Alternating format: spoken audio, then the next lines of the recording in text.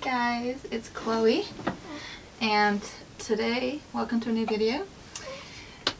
We are going to be introducing my new baby, whose name I will reveal at the end of the video, so you have to stick around and watch it, or I guess you could just skip if you haven't already found out from my Instagram account. Yeah, so I'm going to be talking about my, whoops, we have an alarm on her bassinet. So this is my birth story. That's what we're going to be talking about today. My voice is a little quiet because my other daughter River is in her room sleeping, and my other daughter Willow is at school today. It's her first day back at school. Yeah. So this is her. Yeah. I'm going to probably put in loads of photos as well, like right at the end of the video. But we're going to talk about how she entered the world. Yeah, so let's get started. So my story actually starts 1 week before I gave birth to her. So it was Tuesday, I think it's like January 26th or something like that. Whatever that Tuesday was. My water broke in the middle of the night, and I have my other birth stories on my YouTube channel, so you can go check them out. I can link it in the description below. So both times in the night, my water, I have a gush of water, but this time my water broke. Like, it was a lot, and it was like 4:20 in the morning. Oh, excuse you. Oh my goodness, just changed 2 diapers. And I basically just got some towels and just like lay them down and try to go back to sleep, because there's no point freaking out or prepping, because I have prodromal labors and I don't expect anything to start soon. But I've never had my water actually break. I've always had like a cervical gush or some sort of fluid come out, and then hours later and days later I go into labor. But this was like my water broke. It was a lot of water, and it was clear. It was all good. Anyway, I woke up later on that day, not long after, and I just kept leaking water all day. I had no contractions or anything, and eventually, I can't remember if it was the same day, but a couple of days in maybe, I started seeing the water's changing to slightly green. So there had been some meconium. So I started panicking a little bit, because I don't know anybody who that's happened to, who free births. Everybody just goes straight to hospitals, and I don't do that. I don't want to be doing that. No, I don't. So I have an amazing friend who free births her children, and she just calmed me down immediately. As long as there's fetal movement, everything's good. And it wasn't black, it wasn't off, it was just like slightly tinged. Anyway, every single night I would wake up through the night and have very mild contractions, like not very often, like 2 or 3 a night, and in the day they would stop. And I was getting very frustrated, and my due date came, which was at the end of January 31st-ish. I don't really go by due dates, but around about then. And it was almost a week, and I was leaking waters every single day. But she was moving the same. She was very active. Everything was good. So I wasn't like worried. I was just frustrated because I really wanted to get it done. And the last weeks of pregnancy was so hard. I just couldn't. I was very miserable the last weeks of pregnancy. I was really unhappy. Yeah, and I kept going to my chiropractor, who was really amazing. I was going to her twice a week, so she was helping ease a lot of my body tension and opening my hips up, and she was very low down. Like, she was very low. She was great. But I was just so frustrated with my own body, and I was like, maybe, I've had 2 quite difficult labors before, so I went into a very bad mind state of why I would have this same shitty birth, and I was just upset with that. But anyway, an entire week passed from the Tuesday to the Tuesday, So Tuesday the 2nd of February, I had contractions all night long, and I tried to sleep through them, but they were quite intense, but I did get to sleep through them. But I was in denial. I thought, I was like, oh, this happens every night, so there's nothing happening. And Gary, it got to about 6 o'clock, 6 a.m., 6:30, and Gary said, well, should I go to work? And I said, yeah, everything's fine. You should just be at work. Because I was just in denial, like, it doesn't happen for me. Oh, are you coming in? Okay. Ava wants to be on camera. Oh, do you need some feeding? Yeah? Alright, should we feed you as well while we're talking? We're up to the day of your birth. Yeah, we are. Okay, let me put you here for a second and get my boobies out. I know. Alright, so we're up to the day of the birth. It's been a week. My waters had been broken for a week, but they were constantly replenishing. I was drinking lots. I was replenishing my waters. The color of the fluids were going from clear to slightly tinged, and they would go back to clear again. So I wasn't really worried. I was just, like I said, frustrated. So we're up to Tuesday. From Tuesday to Tuesday. Gary didn't want to go to work, and I was just in denial. So I said, and he said he wanted, it was like, should I go set the pool up? Oh, you okay? And I was like, no. But they were pretty intense. They were very close together. I was having them about, I didn't really time them, but they were coming fast. But I still was like, oh, it's probably just prodromal labor. It will stop any minute. And anyway, they didn't stop. They were just so close together. And I don't know the times because I was kind of in breathing through them, like that kind of mode. I was at this point, I just kept breathing through them, but they were intense, and I had, like, to the point where I couldn't really talk through them. My eyes were closed. But I was trying to be grateful for the rest in between times. So I would talk through that. I'd be like, okay, quickly, we definitely need to get this pool up because it's starting to hurt now, and it's starting to be intense. I definitely think this is happening. Willow was very excited. Now, what I didn't know was that there was a massive snowstorm happening outside, like the biggest snowstorm we've had for a while, all year, and since last year. And I was so unaware of this because I didn't even look outside. I was just so in labor mode. And my friend Drew offered to take the kids if I needed her to, and I wasn't sure if I wanted them there or not. I just said on the day I will contact you, but I was actually like, yeah, we need to get them going out because I really need to focus rather than being focused on them. So she was so sweet. She came all the way out here in a snowstorm. Oh my gosh. And I had no idea. And it was actually Groundhog Day here in Canada. So yeah, she came and got them, and I was in the pool at this point when she arrived, and I was like legs open, didn't care, and every time I had a contraction between her and Gary getting the girls ready, I was just like, come here, come here, come here. I needed to hold somebody's hand so badly. I really needed somebody there every time so I could hold their hand and like really focus on my breath. I didn't want to do it on my own. I didn't feel like, it just made it easier if someone was holding my hand, and so I could, I don't know, break their hand. So Drew was so good. She was so sweet and so lovely. So Gary was doing the car seats, putting the car seats from our car to her car in this massive storm. Apparently the snow was like up to River's neck. She couldn't even walk in it. No idea.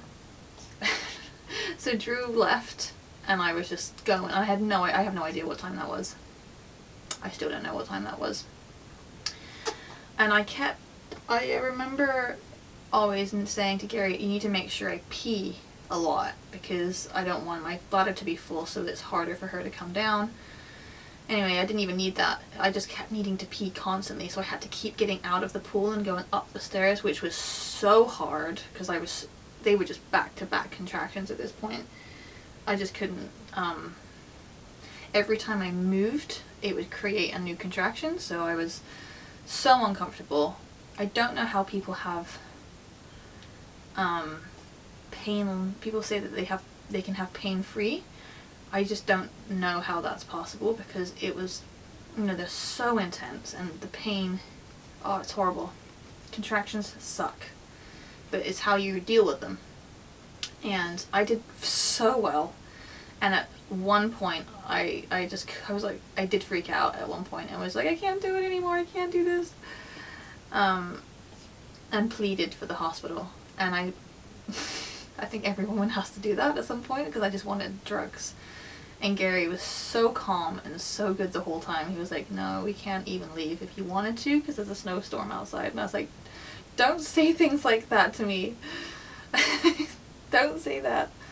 I will leave if I want to. And the whole time I just kept thinking about pain relief, because I have had that the last 2 times, which I didn't want, but I ended up having, because my labors were difficult. But they were no less painful. So at the end of the story, this is the thing, they were no less painful in the hospital as they were at home. It wasn't any, even with drugs, no less when I finished the story. Like, yeah, because, I don't know, it just went on for so long. So this time anyway, like I said, I'm not sure of the times, but I'm assuming it was closer to when I was giving birth now. And I only wanted to be in the water. Like, I wasn't sure whether I wanted to labor or birth in the water. I just wanted to see what happened. But I was more comfortable in the water. It was nice. And Gary kept putting in hot water and taking out hot water. Taking out the colder water. Yeah, and it basically just kept going. I just kept getting contractions, and I would go pee, and I would get more like, it was just constant. And because my waters are broken, I don't know why people think it's okay to do vaginal checks, examinations, because they always get infections, and then they're like, oh, now you need all these drugs, and intervention just sucks. And I don't understand why hospitals and nurses and midwives, I don't know why they do this. It does not make sense. It's a literal fact that examinations are what causes the infection. So I was in the water, my waters had broken, so I had never wanted to check, because that's not good. But when I was right at the end, I cleaned my hands in the water, and I was like, it's probably okay. So I did put my finger inside, and I put my entire middle finger inside, and I couldn't feel anything. But soon enough, I checked again, and I could feel something, and it was so soft. I was like, what is that? I couldn't figure it out, but it was actually her head, and it was just so soft, and it was so swollen in there. And every few minutes I would just keep checking. I was like, when is it coming? Because I was in so much pain by this point. I was anyway. Some people might not be. Are you falling asleep? There we go.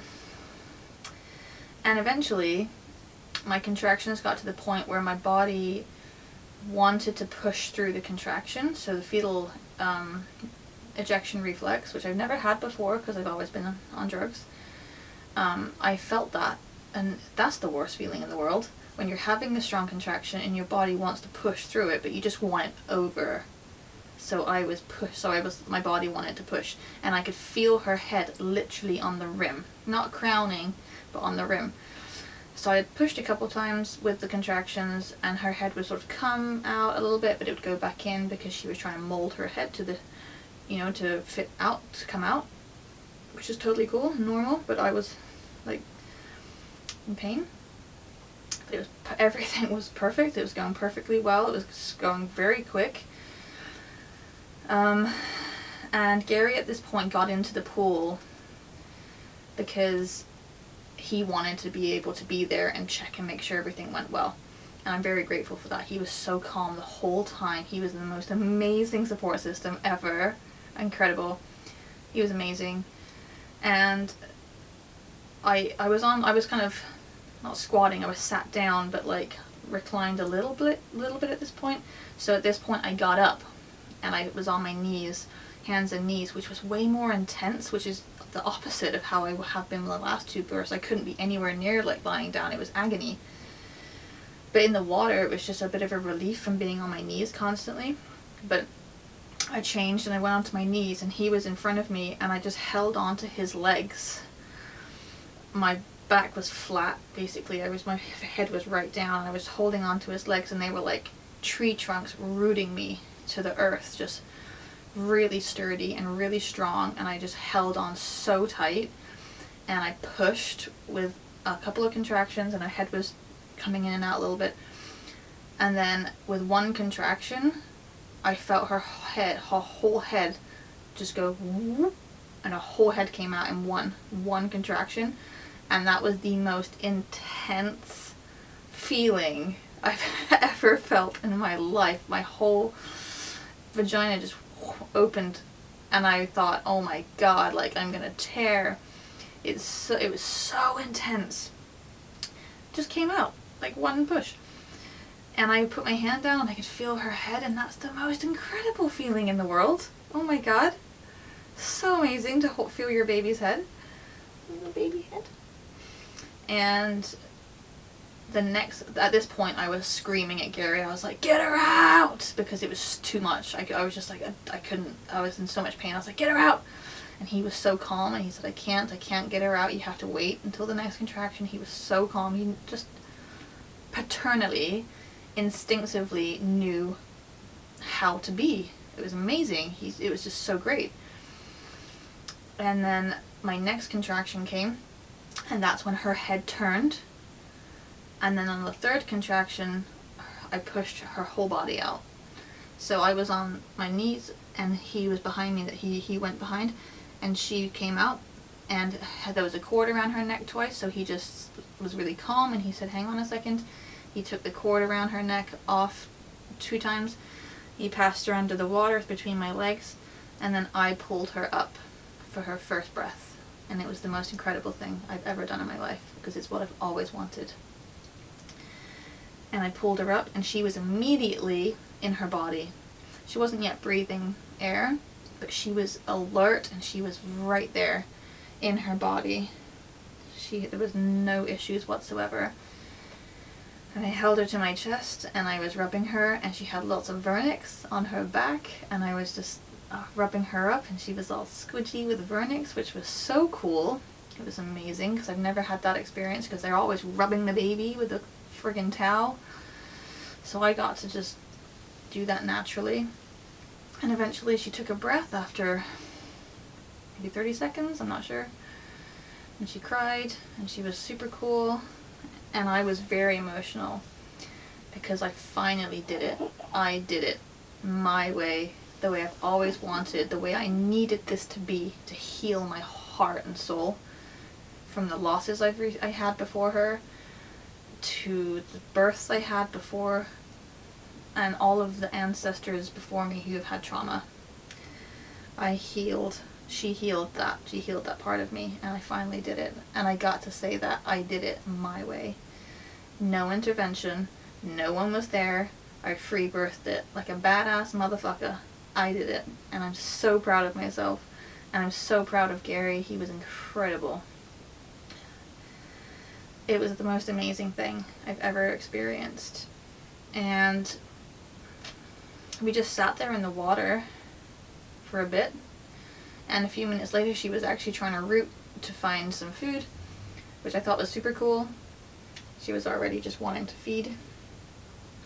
And so unfortunately, I was recording the whole time, but my camera, Gary said, kept shutting off, and I haven't watched the footage yet because I'm not ready to watch it. But Gary said that he thinks that the camera shut off and didn't catch the birth. So I'm super sad and super upset, and I'm very upset by this, because I'm never gonna get to see that. But he did get out and turn it back on like immediately after, so there's footage like immediately after where I'm holding her, and I'm like emotional. I haven't seen it yet. I'm yet to edit that. I want to get this video out first, and then I will do the birth video after I've edited it. So yeah, she was born at 1:29 p.m. into the water, into her papa's arms, and then I brought her up for her first breath, and it was incredible. That was my little birth story. But the third stage of the placenta was equally as amazing. I got out of the pool after a while, and I went and sat on the sofa, and I haven't ever birthed my placenta on my own before, obviously, and I was texting my friend who was helping me through the week before, and because she's had 5 home free births, and she was just explaining how to do it, and I couldn't get it off my mind. I just wanted to get the placenta out so I could sit there with my legs closed feeding my baby. I just wanted that to be done so I could get it out and not have to think about it. So after about 2 hours, time went super fast, and I was like, oh my gosh, it's been 2 hours, we need to try and get the placenta out. It's totally fine. This doesn't matter how long it's in there for, really, but I couldn't get the baby. We have a really awful sofa, and it's broken, and I just couldn't maneuver well, so I decided to cut her cord before the placenta came out. And I didn't want to do that because I wanted to take a picture of her with her placenta, so I didn't get to do that. But what I got to do was cut the cord myself when I was ready. So I lay her down. She was still connected into me, and I decided to cut the cord. So I cut it super long, and so there was just a little bit left from me. And I cut it myself, and that's super tough, but it was so great. I got to do that myself when it was completely collapsed. It was all done with the blood flow, everything. It had been like 2 hours, so she was great. And I cut that. I just left her on the sofa, and I snuggled up, put a blanket around her. We just kept her with blankets wrapped around her for a while. And then I got a bowl, and I squatted down on top of it, and Gary, this is another amazing moment, this primal thing from a man helping his woman, he just got the cord and guided my placenta out of me. I very gently pushed, and he could tell that he could feel that it was coming. He wasn't pulling it out, he wasn't pulling or tugging or anything bad, but he could see that it was coming, and I couldn't do it really, so he just sat there with me while I was crouched over a bowl and just guided my placenta out. And it was incredible. Like, how many men can do that, you know? It's incredible. He was amazing. And I was so excited. It was like almost equally as exciting as giving birth to her, because I've always been so incredibly interested in placentas. And it was just there. It was this awesome placenta. It was all bloody and thick and awesome. So I just put it to the side, and I felt so much better when it was out. I just felt so good, just being not empty, but empty of placenta. I didn't have any placenta or baby inside of me anymore. A bit of blood came out. I didn't bleed that much, and I went and sat down and held my baby, and we just snuggled, just me and Gary and the baby. My girls were still at my friend's house. And it was an amazing day, which I will never have again, because this is it. We're not doing this again. It's the very last time. So I'm sad also, because every day is her, like, the last day that I will see her do something. And she's a week old today, and I'm like, oh, it's the last day, it's the last time I'll say that my baby's a week old, and I'm way too over emotional right now. I'm way more emotional now than I was when I was pregnant. The end of pregnancy was just very hard for me. Yeah, so we sat there and we snuggled. Now we snuggled too long, because when Gary handed her back to me, she had pooped on it.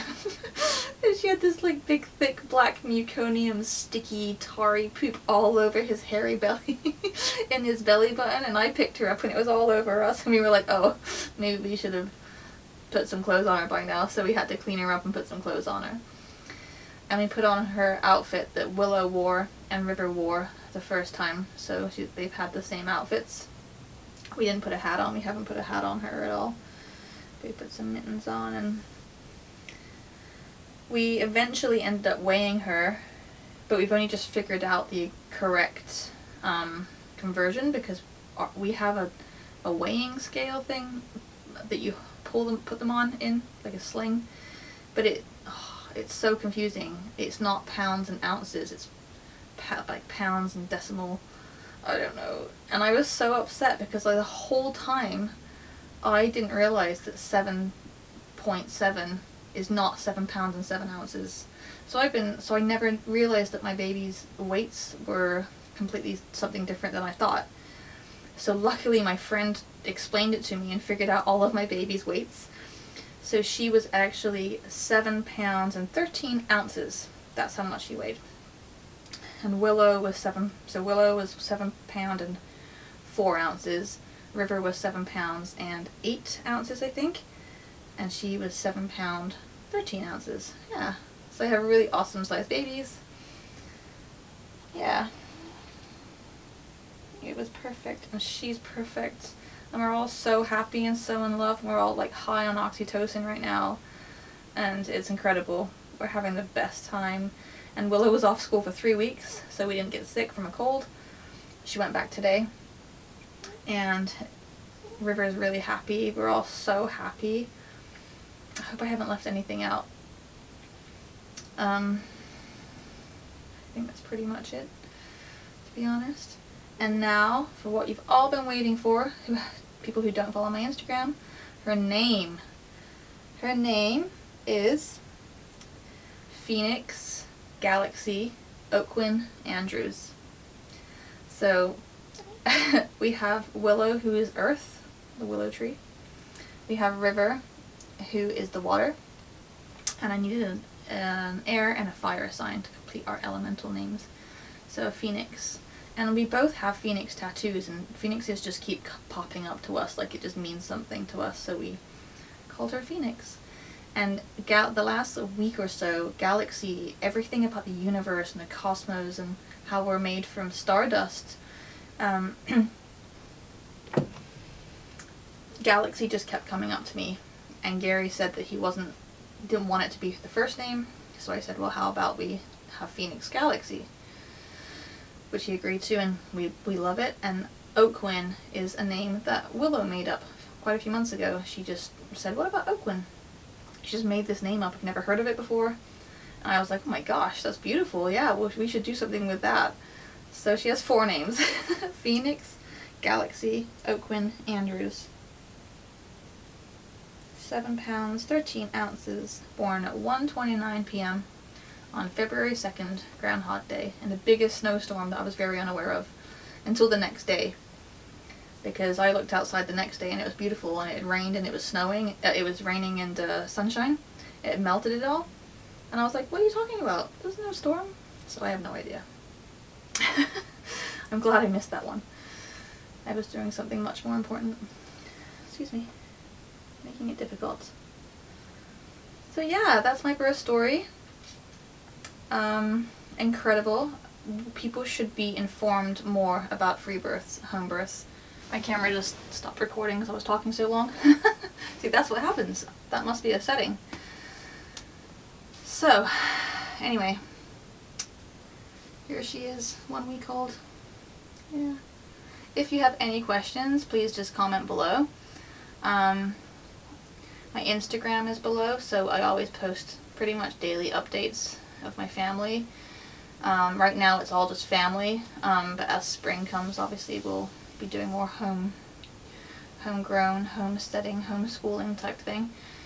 But right now it's all just about Phoenix and my family.